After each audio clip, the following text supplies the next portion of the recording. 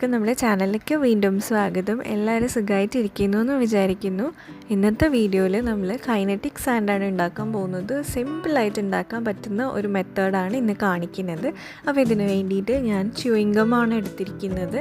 അപ്പോൾ ച്യൂയിംഗം നമ്മൾ ഇതുപോലെ കുറച്ച് വെള്ളത്തിൽ, അതായത് ഒരു സ്പൂൺ വെള്ളം മതിയാവും. ചൂടുവെള്ളമാണെങ്കിൽ കുറച്ചും കൂടെ നല്ലതാണ്.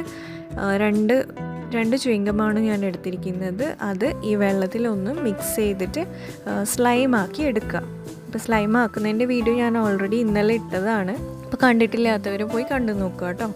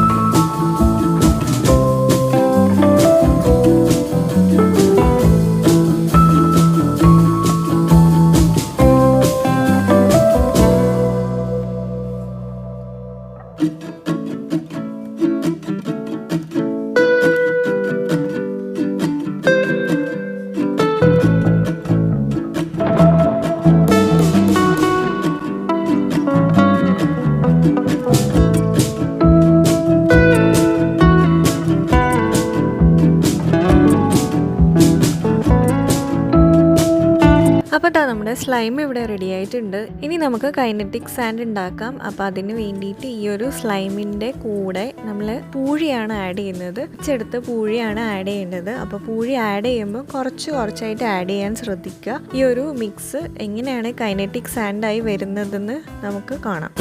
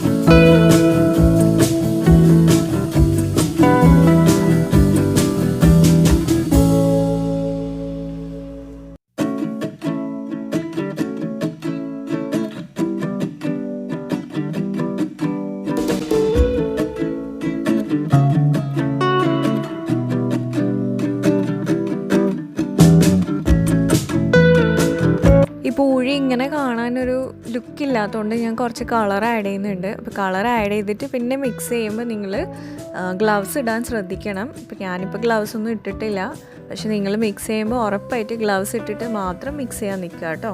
ഇനിയും ഇതിങ്ങനെ മിക്സ് ചെയ്തുകൊണ്ടേ ഇരിക്കുക, പൂഴി ആഡ് ചെയ്തുകൊണ്ടേ ഇരിക്കുക. ഒരു 20 to 30 മിനിറ്റ്സ് എടുക്കും ഇത് നമുക്ക് കൈനറ്റിക് സാൻഡ് ആയിട്ട് കിട്ടാൻ വേണ്ടിയിട്ട്.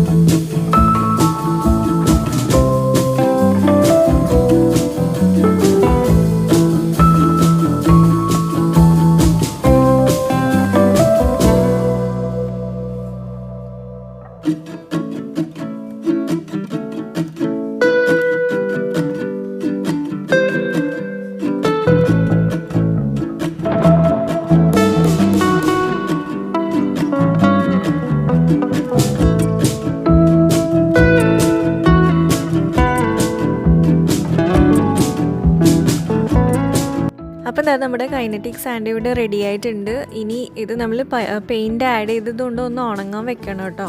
കാരണം കുട്ടികൾക്കൊക്കെ കളിക്കാൻ കൊടുക്കുന്നതിന് മുന്നേ ഇതൊന്ന് ഉണങ്ങാൻ വെക്കണം, എന്നിട്ട് മാത്രം കൊടുക്കുക.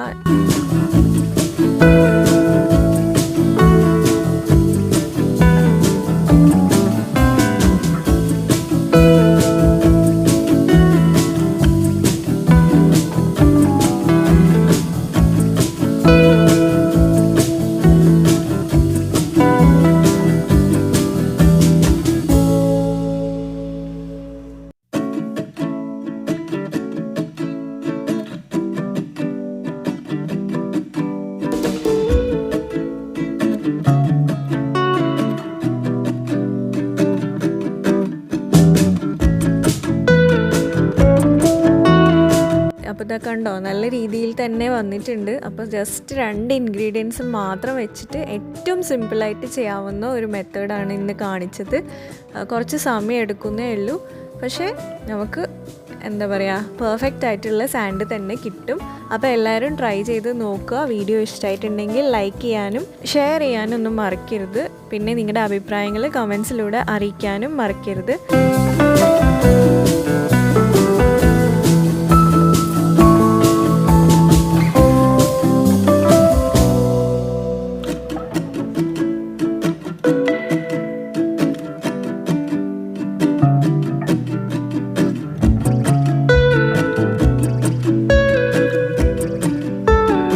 അപ്പോൾ ഇത് നല്ല പെർഫെക്റ്റ് ആയിട്ട് കട്ട് ചെയ്യാനും പറ്റുന്നുണ്ട്. അപ്പോൾ എല്ലാവരും ഒന്ന് ട്രൈ ചെയ്ത് നോക്കണം കേട്ടോ. അപ്പോൾ നമുക്കിനി വേറൊരു വീഡിയോയിൽ കാണാം. അതുവരെ എന്നെ സപ്പോർട്ട് ചെയ്യുന്ന എല്ലാവർക്കും ഒരുപാട് നന്ദിയുണ്ട്. Thank you so much.